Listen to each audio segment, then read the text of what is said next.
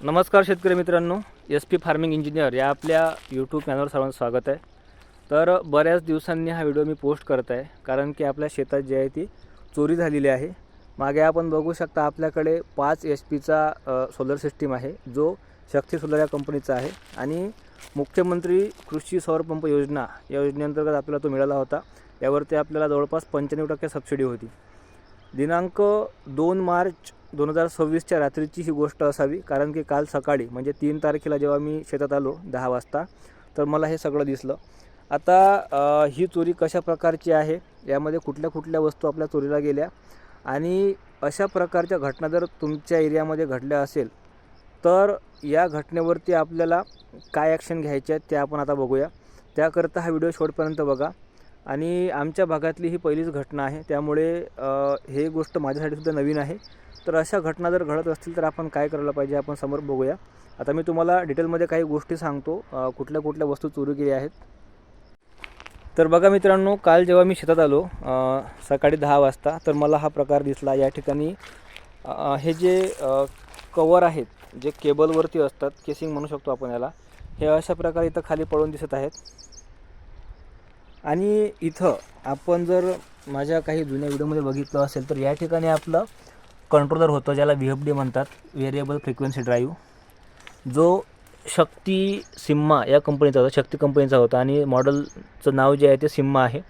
पुढच्या काही व्हिडिओमध्ये तो कसा होता याबद्दलसुद्धा मी तुम्हाला फोटो वगैरे देणार, त्यानंतर त्याचा सिरियल नंबर काय असेल सगळ्या गोष्टी तुम्हाला मिळतील। आता बघा, या ठिकाणी असे कनेक्टिंग केबल असतात, म्हणजे जे एका पॅनलपासून दुसऱ्या पॅनलला कनेक्ट करतात। तर ह्या चोरट्यांनी हे बरोबर इथून कट करून दिलेले आहेत आणि हे जे कट केलं आहे हे कट करण्याकरता यांच्याकडे प्रॉपर इन्स्ट्रुमेंट असतील, ज्याला पेंचेस म्हणू शकतो आपण किंवा कटर असतात। तर हे बघा, पूर्णच्या पूर्ण जे केबल होते हे सगळे यांनी काढून दिले आहेत। एक पण केबल या ठिकाणी ठेवलेलं नाही, आपल्याला दिसत असेल। आणि त्या पॅनलमध्ये सुद्धा तिकडचे पण पूर्ण केबल यांनी काढून दिले आहेत। या ठिकाणी जो कंट्रोलर होता तो कंट्रोलर नेला। आता हे जे काढून देणारे लोक आहेत हे टेक्निकल लोक असायला पाहिजे, कारण की यांच्याकडे पेंचीस, पाने, कटर ह्या सगळ्या गोष्टी अवेलेबल असतात। हा जो इथं कंट्रोलर होता हा एकदम व्यवस्थित फिट केला गेला होता नट बोल्टनी, हा सुद्धा यांनी काढून नेला, म्हणजे यांच्याकडे सगळ्या गोष्टी प्रॉपर आहेत। आणि हे जे आहे हे एकट्या माणसाचं काम नाही, कमीत कमी 3 ते 4 लोकांचं हे काम आहे, कारण की तिकडं समोर जी आपली विहीर आहे त्या विहिरीत आपली मोटर होती आणि मोटरचं वेट जवळपास 50 किलोचं होतं आणि त्याला आपला SDP पाईप कनेक्ट होता। तर त्यांनी त्या पाईपसहित मोटर बाहेर काढली, पाईप कट केला आणि मोटर घेऊन गेले सोबत। या ठिकाणी आपला केबल होता जो 11 kVचा होता, 3 फेज, तो केबलसुद्धा नेला।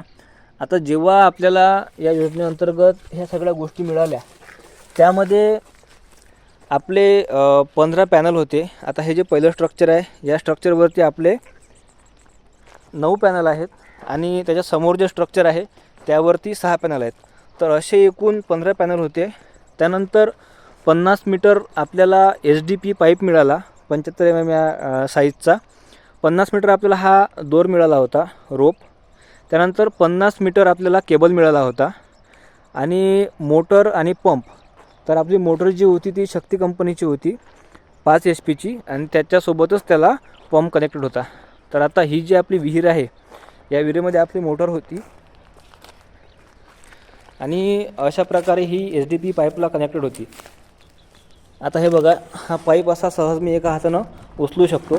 यांनी मोटर कट केली, केबल कट केला आणि पूर्णच्या पूर्ण हे चोरून नेलेलं आहे। आता ही एक घटना आपल्या शेतात घडली आहे। दुसरी, रोडच्या त्या बाजूला एक शेत आहे प्रबुद्ध भस्मे यांचं, त्यांच्या शेतामधून सुद्धा अशाच प्रकारे केबल चोरी गेलेले आहेत। त्यांची मोटर जी आहे ती बोरवेलमध्ये होती, त्यामुळे मोटर ही चोरट्यांना काढता आली नाही।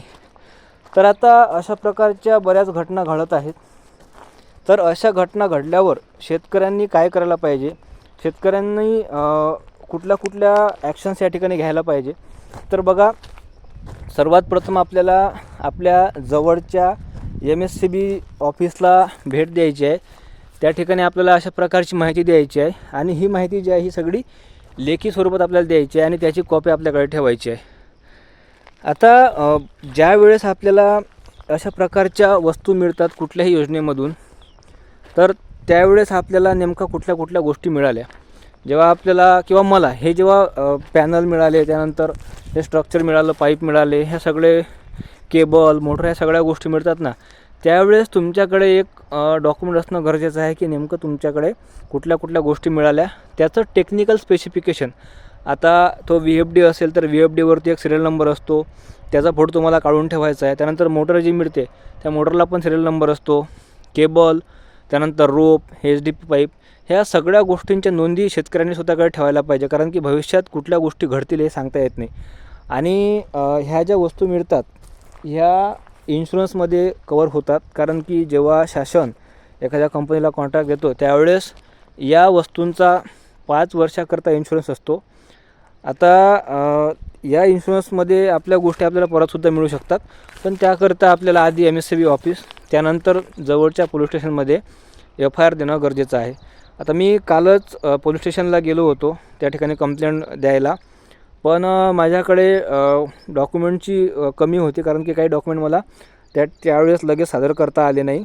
आणि नेमकं कुठल्या कुठल्या गोष्टी चोरी गेल्या, त्यानंतर त्याचे टेक्निकल डिटेल काय होते, ह्या सगळ्या गोष्टी माझ्याकडे तेव्हा नव्हत्या. आता त्या सगळ्या अवेलेबल झालेल्या आहेत. आणि आज मी त्या सगळ्या गोष्टी घेऊन आपल्या पोलीस स्टेशनला परत MSCB ऑफिसला कंप्लेंट रजिस्टर करणार आहे. तर मित्रांनो, आता अशा प्रकारची ही पहिलीच घटना आहे जी आमच्या भागात घडलेली आहे, त्यामुळे मलासुद्धा याबद्दलची फार माहिती नाही. तरी पण ज्या ज्या गोष्टी मी या ठिकाणी समोर करणार आहे त्या गोष्टींची माहिती मी शेतकऱ्यांना करून देणार आहे.